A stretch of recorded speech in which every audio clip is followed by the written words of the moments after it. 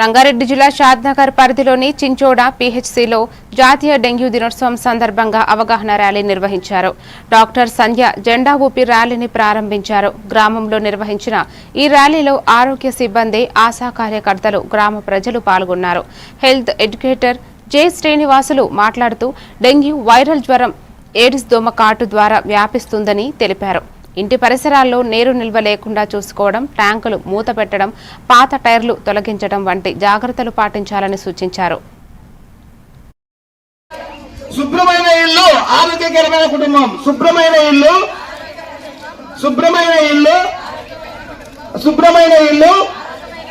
Dengue దోమను తరిమేద్దాం, ఆరోగ్యంగా ఉండేద్దాం. Dengue దోమను తరిమేద్దాం.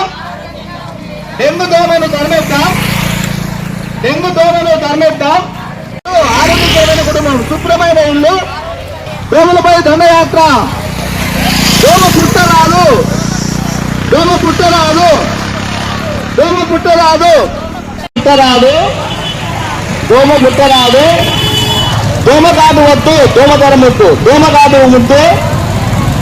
కాటు వద్దు. దోమకాటు వద్దు. దోమలపై దండ